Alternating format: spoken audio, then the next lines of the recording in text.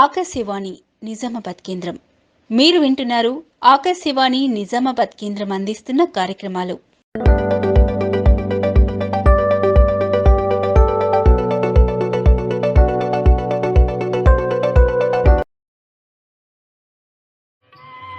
శ్రోతలకు నమస్కారం.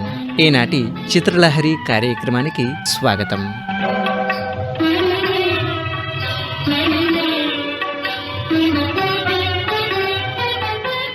ఈనాటి చిత్రలహరిలో ఈ వారం అలరించబోతున్న చిత్రం సంసారం ఒక చదరంగం.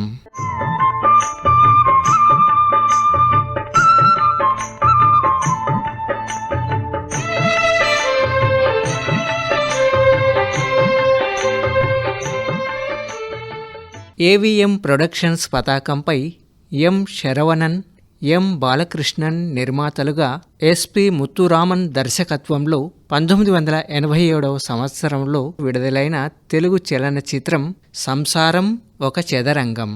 ఈ సినిమాకు కథ, చిత్రానువాదం విసు, మాటలు గణేష్ పాత్రో. లాలా ఓయమ్మ లాలా వదినా ఓ చారుశీల సిరికే సీమంతమంట హరికే ఆనందమంట వయ్యారి వదినా వల్లంకి పిట్ట మా ఇంటికే దీపమా. అమ్మాయో అబ్బాయో చెప్పవమ్మా అందరా గుట్టే విప్పవమ్మా సిరికే సీమంతమంట హరికే ఆనందమంట.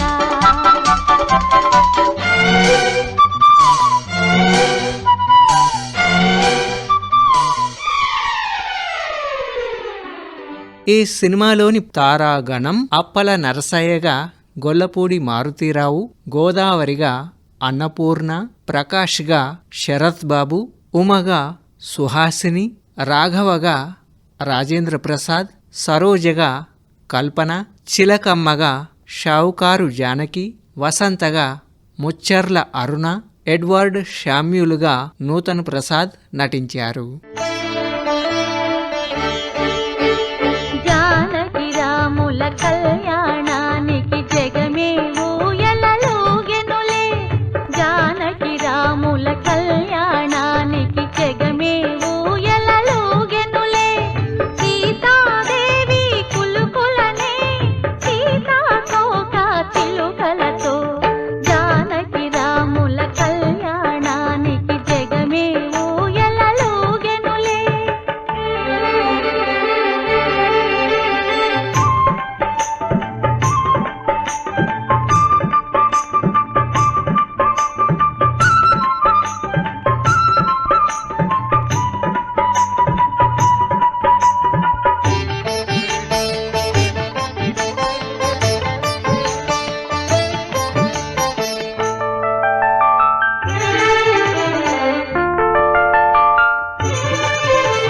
కన్ను కన్ను కలువగనే ప్రణయం రాగం తీసెనులే, పాదం పాదం కలుపగనే హృదయం తాళం వేసెనులే, ఒకటే మాట ఒకటే బాణం ఒక పత్ని శ్రీరామ వ్రతం, నాలో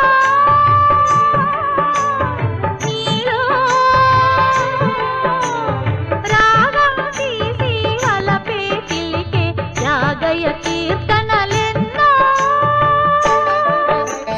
జానకి రాముల కళ్యాణానికి జగమే ఊయలలూగెనులే, సీతాదేవి కులుకులనే సీతాకోక చిలుకలతో, జానకి రాముల కళ్యాణానికి జగమే ఊయలలూగెనులే.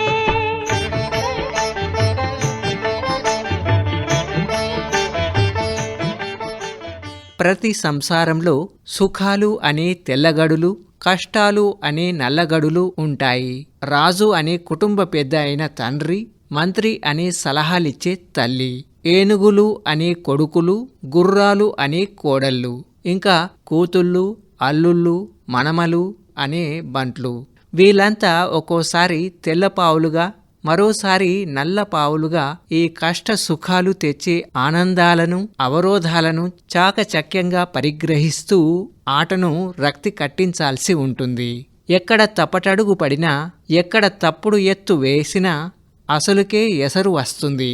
ప్రపంచంలో ఎందరో గ్రాండ్ మాస్టర్లు ఉండొచ్చు, కానీ ఈ సంసారం అనే చదరంగాన్ని ఈ దేశంలో అనునిత్యం ఆచితూచి ఆడే సగటు తల్లిదండ్రులను మించి గ్రాండ్ మాస్టర్లు ఉండరు.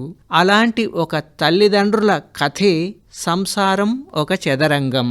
కుటుంబ విలువలను తెలియజేస్తూ ఎంతో ఆసక్తిదాయకంగా సాగే సంసారం ఒక చదరంగం చిత్రం యొక్క కథ ఏమిటో ఇప్పుడు మనము ఒక్కసారి తెలుసుకుందామా మరి?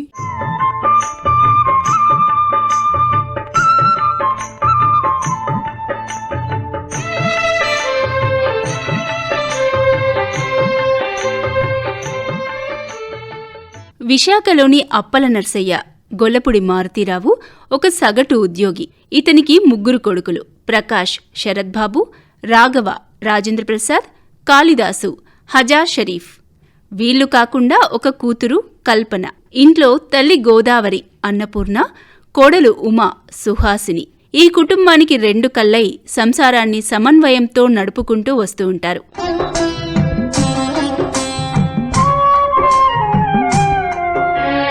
సంసారం ఒక చదరంగం, అనుబంధం ఒక రణరంగం. స్వార్థాల మధ్యలో సాగేటి ఆటలో ఆవేశాలు రుణపాశాలు తెల్చే వేళలు. సంసారం ఒక చదరంగం, అనుబంధం ఒక రణరంగం.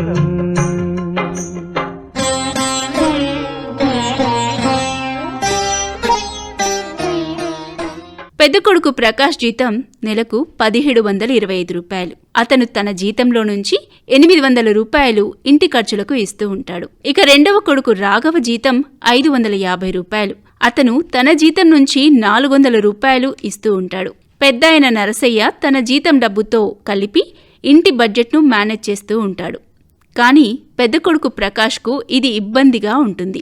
చీటికి మాటికి తననే డబ్బు అడుగుతున్నారని, ఇంటి బడ్జెట్లో ఎక్కువ వాటా తనే వేయాల్సి వస్తోంది అని ఇబ్బందిగా ఫీల్ అవుతూ ఉంటాడు. మనిషేమో పిసినారి. ఆటో మీద 2 రూపాయలు కూడా ఇవ్వటం ఇష్టపడనివాడు చెల్లెలి పెళ్లి చూపులకు మిఠాయి ఖర్చులు ఇమ్మంటే ఇవ్వగలడా?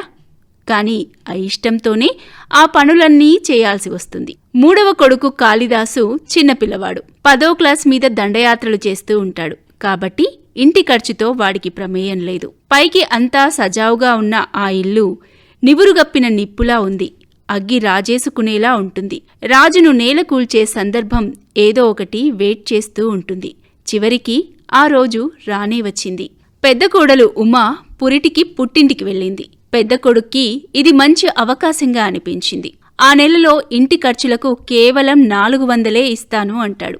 ఇదేంట్రా అని తల్లి ఆశ్చర్యపోతుంది. ఇన్ని రోజులు ఇద్దరం ఉన్నాం, 800 ఇచ్చాం. ఇప్పుడు ఉమ లేదు కాబట్టి నేను ఒక్కనే కనుక 400 ఇస్తున్నాను అంటాడు. తండ్రి ఇది విని వ్యంగ్యంగా చురకలు వేస్తాడు. పెద్ద కొడుక్కి రోషం ముంచుకు వస్తుంది. రేపు నాకూ బిడ్డ పుడుతుంది, నా సంసారాన్ని కూడా నేను చూసుకోవాలి, ఈ దుబారా ఖర్చు నేను పెట్టలేను అంటాడు. ఇదేమిట్రా 400 ఉన్నాయి? అమ్మా, నాకు ఉమ్మకి కలిపి 800 ఇచ్చావండి. ఇప్పుడు ఉమ్మ ఊరేళ్ళింది, ఆ ఖర్చు తగ్గిపోయింది కదా, అందుకే 400 ఇస్తున్నాను. ఇంటికి పెద్ద కొడుకువి, నువ్వే తలకింతని లెక్క చూస్తే ఇల్లు ఎలా గడుస్తుంది చెప్పు? దేనికైనా లెక్కే కదమ్మా. కడుపులో బిడ్డ 10 నెలలే ఉండాలన్నది ఒక లెక్క. నువ్వు 10 నెలల 13 రోజులున్నావు. అలా అన్ని నువ్వు వేయడం మానేశానా, లేకపోతే ఏందని దించి కింద పడేశానా? గోదావరి, పెళ్ళైన ఇన్నేళ్లకి ఈ ఒక్కరోజేనే ఓ తెలివైన మాట అన్నావు.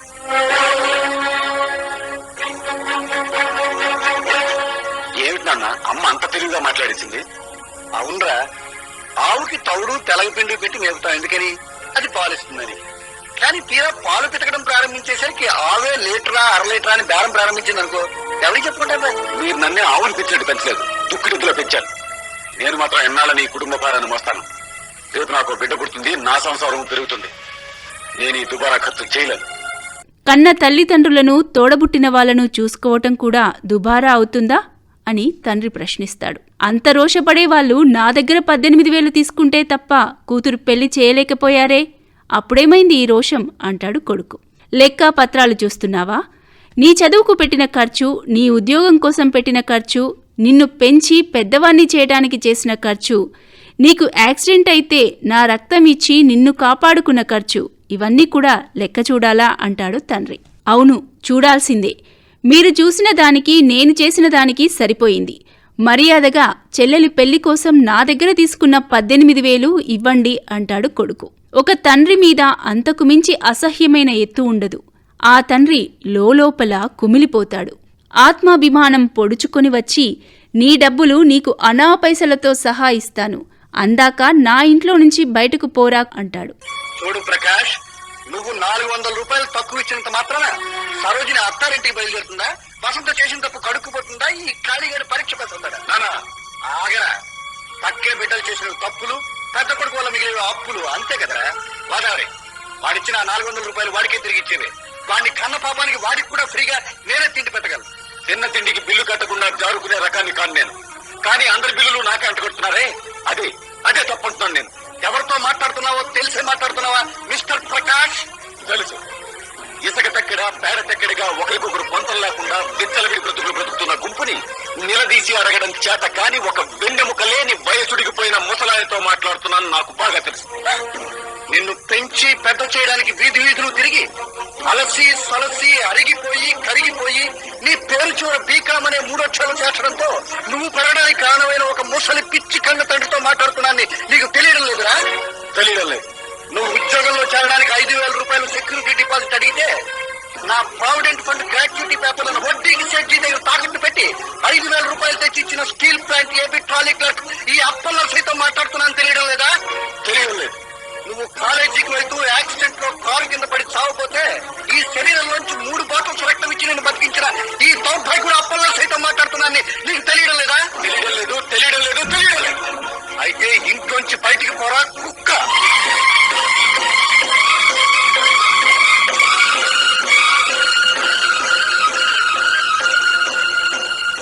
మిస్టర్ అప్పల్ నరసయ్య, మీ పాడుబోతు కూతురు పెళ్లి కోసం నా ఆఫీసులో అప్పు చేసి నేను మీకు ఇచ్చిన 18,000 రూపాయల రొక్కం వడ్డీతో సహా లెక్క పెట్టి అక్కడ పెట్టండి. మరుక్షణం నేను మీ ఇల్లు విడిచి వెళ్ళిపోతాను. గోదావరి, ఇంటికి మధ్యగా ఒక గీత గీవే. గీత కోసం వాళ్ళ నాడు లక్ష్మణుడు గీసిన గీత కన్నా శక్తివంతమైన గీత కావాలది. మిస్టర్ ప్రకాష్, పగిలిన హృదయాల మధ్య అడ్డుకోవడలక్కర్లేదు, ఒక్క గీతే చాలు. నాకు జన్మనిచ్చిన తల్లి మీద ప్రమాణం చేసి చెప్తున్నాను, ఈ క్షణం నుంచి నేను కానీ నా బిడ్డలు కానీ ఆ గేట్ దాటి వైపు రాము.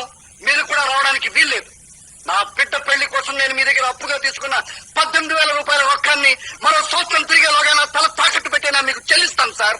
అంతవరకు మీరు నేను చచ్చినా రాకూడదు, నా శవాన్ని తాకూడదు, నాకు తలకొయ్యి పెట్టకూడదు, ఆఖరికి నాకు తగ్గులం కూడా పెట్టకూడదు.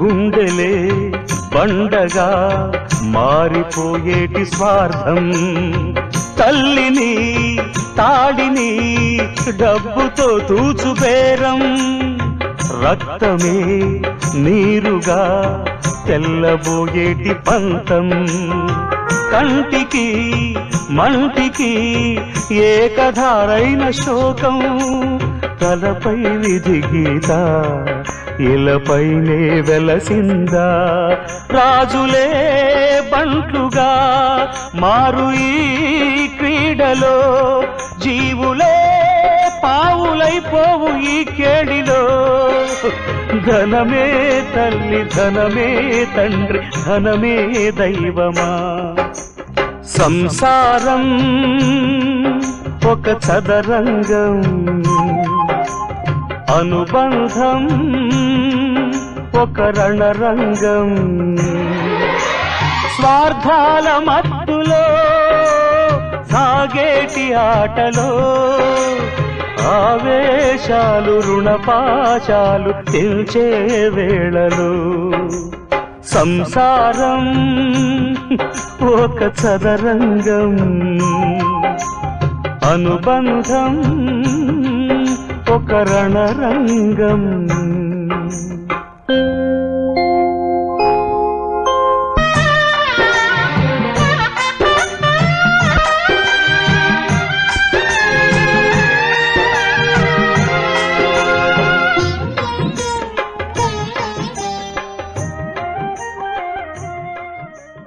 ఘోరం జరిగిపోతుంది. నిండుగా ఉన్న ఇల్లు రెండుగా ముక్కలవుతుంది. ఇంటి మధ్యన ఒక పెద్ద గీత వస్తుంది. అటువైపు కొడుకు కోడలు, ఇటువైపు మిగిలిన కుటుంబం ఉంటారు. అటువాళ్ళు ఇటు రావటానికి కానీ ఇటువాళ్ళు అటు వెళ్ళటానికి కానీ వీల్లేదు. ఆ సంసారం రిపేరు చేయలేని విధంగా అల్లరి పాలవుతుంది. దీనికి విరుగుడు ఏమిటి? ఈ కథలోనే ఇంకో 2 ఉపకథలున్నాయి. ఇంటి కూతురికి కాస్త పొగరు, ఎవ్వరినీ లెక్క చేయదు. అన్యమతస్థుణ్ణి ప్రేమించి పెళ్లి చేసుకుని వెళ్ళిపోతుంది. పోయినామె పోయినట్టుగా ఉండక అక్కడ మొగుణ్ణి మామగారిని అలక్ష్యం చేసి ఇష్టానుసారంగా వ్యవహరిస్తూ ఇంటి నుండి వచ్చేసి పుట్టింట్లో తిష్ట వేస్తుంది. ఏమిటండి విపరీతం? అదే అర్థం కావడం లేదు. మన ఇంట్లో దీపం పెట్టడానికి వచ్చిన కోడలు మాట మంత్రి లేకుండా వెళ్ళిపోయినందుకు బాధపడాలా?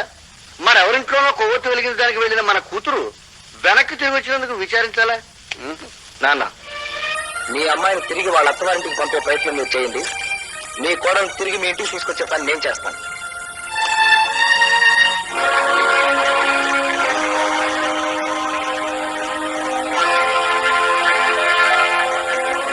ఇక రెండవ కొడుకు రాఘవ పెళ్లి చేసుకున్న అమ్మాయి ముచ్చర్ల అరుణ ఇంకొక రకం. కొత్త కోడలుగా ఇంటికి వచ్చినప్పటి నుంచి ఆమెకు ప్రైవసీ ఉండదు. కాళిదాసు చదువు భారం ఆమె నెత్తిన పడుతుంది. ఆ పిల్లవాడు అర్ధరాత్రి వరకు ఆమెతోనే ఉండి భర్తతో గడిపే సమయం ఆమెకు దొరకదు. అందుకని గొడవపడి పుట్టింటికి వెళ్ళి అక్కడ తండ్రి చేత చివాట్లు తిని తిరిగి అత్తారింటికి చేరి అసంతృప్తితో రగిలిపోతూ ఉంటుంది.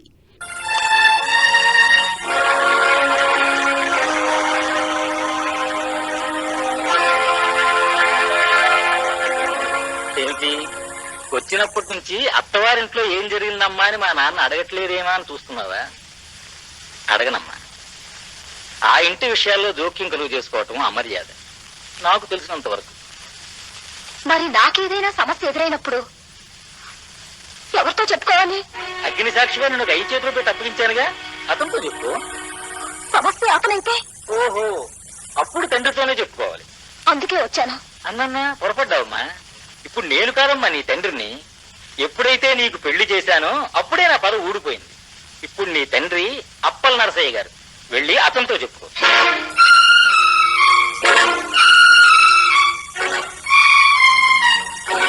భర్తతో మాట మాత్రమైనా చెప్పకుండా ఇల్లు వదిలిపెట్టి పారిపోయి వచ్చిన దానికి ఈ ఇంట్లో చోట్లేదు. వెళ్ళిపో. వెళ్ళిపోమని చెప్పే హక్కు మీకుంది, కానీ వాళ్ళింటికే వెళ్ళమని చెప్పే హక్కు మీకు లేదు. నేను పోయి ఏదైనా హోటల్లో ఉండేదా? మీకేం పర్వాలేదా? తర్వాత పరువు పోయింది, మర్యాద పోయిందని మొత్తుకోకూడదు.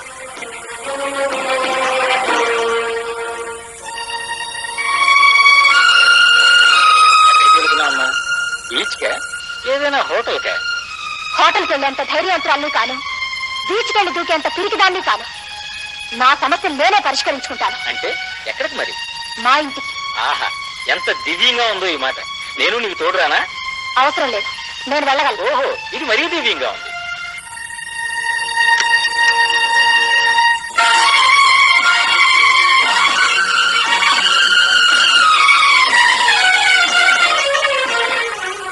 అయిపోయామ్మా,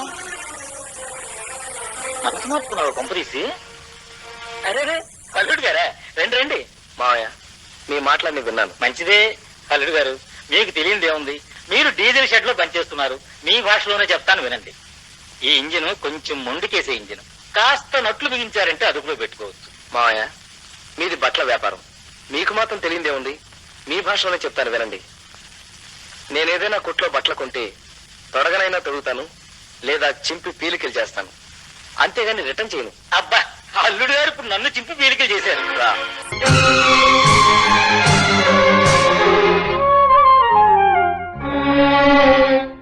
కౌగిలిలో కోయిలే కాపురం కాదులే పిచ్చి తల్లి, మల్లెలా మంచమే మందిరం కాదు చెల్లి, తేనెతో దాహము తీర్చదే నాడు పెళ్ళి, త్యాగమే ఊపిరై ఆడదయ్యేను తల్లి, కామానికి దాసోహం కారాదే సంసారం, కాచుకో భర్తనే కంటి పాపాయిగా, నేర్చుకో ప్రేమనే సంటి పాపాయిగా, మన్నించేది మనసిచ్చేది మగడే సోదరి, సంసారం ఒక చదరంగం,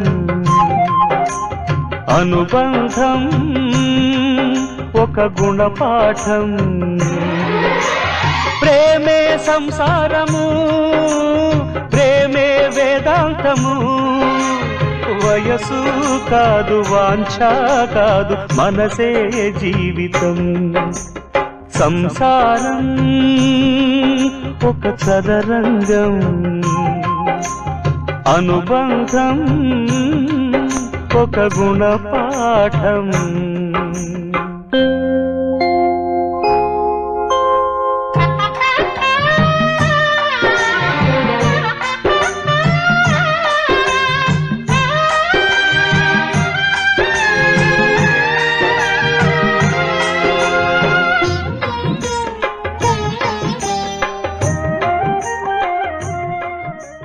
ఈ ఉపకథలు కూడా ఇంటి మధ్య గీతకు కారణమయ్యి ఆ సంసారాన్ని బజారున పడేస్తాయి. ఇప్పుడు ఆ ఇంటిని కాపాడగలిగింది ఇద్దరు. ఒకరు పుట్టింటి నుండి తిరిగి వచ్చిన కోడలు ఉమా అయితే, ఇంకొకరు ఆ ఇంట్లో ఎప్పటినుంచో పని మనిషిగా ఉన్న చిలకమ్మ, షావుకారు జానకి. పండంటి బిడ్డను ఎత్తుకొని ఎన్నో ఆశలతో ఆకాంక్షలతో ఇంటికి వచ్చిన ఉమా ఇంటి నడి మధ్యన గీసిన గీతను చూసి ఆశ్చర్యపోతుంది. ఇంట్లో ఉన్న పరిస్థితులకు అవాక్కవుతుంది. పరిస్థితులు చక్కదిద్దటానికి నడుం బిగిస్తుంది. ఈలోపు పిసినారి ప్రకాష్కు ఒక్కొక్క సంగతే తెలిసి వస్తూ ఉంటుంది. తాను ఇచ్చే 800 ఇంటి ఖర్చులో ఏ మూలకు సరిపోవని, ఆ డబ్బు కంటే ఎక్కువ డబ్బు ఇన్నాళ్ళు తన సంసారానికే ఖర్చయిందని తెలుస్తుంది. లాండ్రీ బిల్లు, వెచ్చాల బిల్లు, ఒకవేళ తాను ఉంటున్న పోర్షన్కు అద్దె కట్టాల్సి వస్తే చాలా ఖర్చు తన నెత్తిన పడుతుంది అని గ్రహిస్తాడు. ఉమ్మడి సంసారం వల్లే తాను సౌకర్యంగా ఉన్నానని, విడికాపురం పెడితే అన్నీ ఖర్చులే అని తెలిసి లోలోన గింజుకుంటాడు. తండ్రికి క్షమాపణ కోరే పరిస్థితి తీసుకొస్తాడు. చిలకమ్మ, ఉమా కలిసి కూతురి మామగారితో నాటకమాడి కూతురి కళ్ళు తెరిపించి ఆమెను అత్తగారింటికి పంపుతారు. భార్యని తీసుకొని విహారానికి వెళ్లమని మరిది రాఘవకు సలహా ఇచ్చి వాళ్లకు ప్రైవసీ కల్పించి ఆ మేరకు ఆ కాపురాన్ని చక్కదిద్దుతుంది ఉమా. కలతలు మాసిపోయాయి. కొడుకు క్షమాపణ అడిగాడు. తండ్రి క్షమించాడు. ముక్కలైన సంసారం ఒక్కటైంది. గీత చెరిపి అందరూ కలిసిపోయే సమయం వచ్చింది. కాని హఠాత్తుగా పెద్ద కోడలు ఉమా దీనిని వ్యతిరేకిస్తుంది. అందరూ ఆశ్చర్యపోతారు. ఏం అని అడుగుతారు.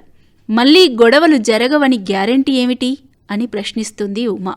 ఇలా విడిపోవటం వల్ల ఎంత క్షోభపడ్డామో అందరికీ తెలిసొచ్చిందిగా. మళ్ళీ అలాంటి క్షోభ ఎదురైతే తట్టుకునే శక్తి మనకు ఉందా అని అడుగుతుంది. వద్దు, కలిసి ఉండి రోజూ కొట్టుకొని చావటం కన్నా విడిపోయి కలిసి ఉందాం. మేము వేరు కాపురం పెడతాం. అలాగని విడిపోము. ప్రతి ఆదివారం వచ్చి కలిసి వెళతాం. మీరు కూడా వచ్చిపోతూ ఉండండి. కాస్త ఎడంగా ఉంటేనే అభిమానాలు సజీవంగా ఉంటాయి. అలా సంతోషంగా ఉందాం అని తన నిర్ణయాన్ని చెబుతుంది. ఉమ్మడి కుటుంబం అనేది రకరకాల పువ్వులతో కట్టిన దండలాంటిది. దేనికది విడదీసి పువ్వులు నలిపి పారేశాం. ఇప్పుడు తిరిగి దండ కట్టాలనుకోవడం తెలివి తక్కువతనం. చేతులారా పగలగొట్టిన అమృత కలశాన్ని మళ్లీ కలపడం జరిగే పనేనా? విడిగానే ఉందాం, కానీ విడిపోకుండా ఉందాం. పండుగ నాడు పబ్బం నాడు కలిసి బాగున్నావా అంటే బాగున్నావా అని మనస్ఫూర్తిగా పలకరించి నవ్వుకుంటూ బ్రతుకుదాం. ఇదేమిటి, కలిసి ఉంటే కలదు సుఖం అనే భారతదేశంలో పుట్టిన ఆడది ఇలా ఇల్లు ముక్కలు చేయమంటుందని ఆశ్చర్యపోకండి. కలిసి ఉండి రోజుకి 1000 సార్లు విడిపోవడం కన్నా విడిపోయి మనసులు కలిసి ఉండటం చాలా హాయ్. అమ్మా, ఇదేనా నీ ఆఖరి నిర్ణయం? మన యావత్ దేశమే ఇలా ముక్కలు ముక్కలుగా విడిపోయి ఒక్కడిగా కలిసిన దేశం కదా మావగారు. ఏకత్వంలో భిన్నత్వం, భిన్నత్వంలో ఏకత్వం మన తత్వానికి చాలా ఆరోగ్యకరమైన పద్ధతి అదే. ఇప్పుడేదో సరదాగా ఉన్నామని కలిసిపోయి రేపొద్దున ఒకరికొకరు తిట్టుకోవడం ప్రారంభిస్తే తట్టుకునే శక్తి నా మనసుకు లేదు, నా శరీరానికి అంతకన్నా లేదు. కానీ వారానికి ఒక రోజు ప్రతి ఆదివారం బాబుని తీసుకుని నేను మా వారు మీ ఇంటికి వస్తాం. 6 రోజుల పాటు మిమ్మల్ని చూడకుండా గడిపిన దిగులంతా ఆ రోజు తీర్చుకుంటాం. అత్తగారి చేతి వంట కడుపు ఆర తిని మా ఇంటికి వెళ్తాం. ఏమండి, అలాగేనా? నెలకి 4 రోజులు మన ఇంట్లో తిండి ఖర్చు మిగులుతుంది కదండి.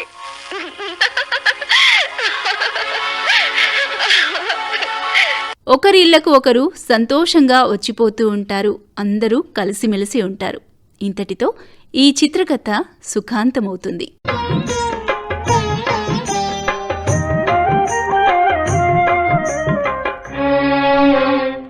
చుక్కలు జాబిలి చూసి నవ్వేది కావ్యం, నింగికే నిచ్చెన వేసుకుంటుంది బాల్యం. తారపై కోరిక తప్పురా చిట్టినేస్తం, రెక్కలే రానిదే ఎగరనే లేదు భ్రమరం.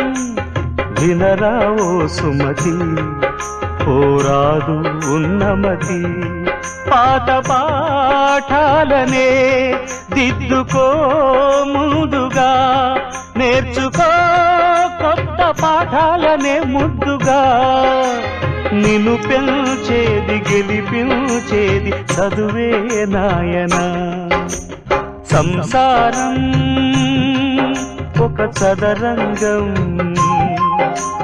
చెరిగిందా నీ చిరు స్వప్నం. ఈ గాలి వానలో నీ మేఘమాలలో ఉరిమే మబ్బు మెరిసే బొమ్మ చెరిపే వేళలో. సంసారం ఒక చదరంగం, చెరిగిందా నీ చిరు స్వప్నం.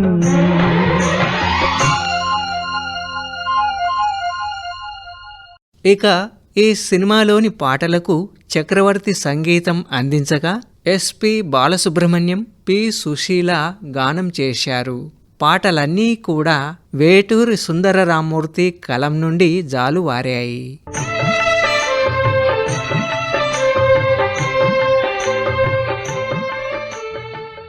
సంసారం ఒక చదరంగం చిత్రం మంచి విజయం సాధించింది. సినిమాలోని పాత్రలు, సంభాషణలు, సన్నివేశాలు ప్రేక్షకులను ఆకట్టుకున్నాయి.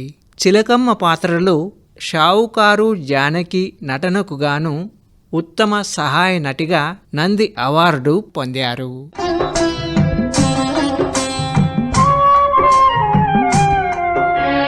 సంసారం ఒక చదరంగం, అనుబంధం ఒక రణరంగం. స్వార్థాల మధ్యలో సాగేటి ఆటలో ఆవేశాలు రుణపాశాలు తెల్చే వేళలు. సంసారం ఒక చదరంగం, అనుబంధం ఒక రణరంగం.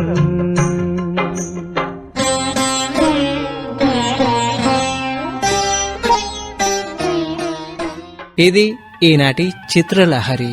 వచ్చే వారం మరో ఆణిముత్యం లాంటి చిత్రంతో మిమ్మల్ని అలరిస్తుంది చిత్రలహరి కార్యక్రమం.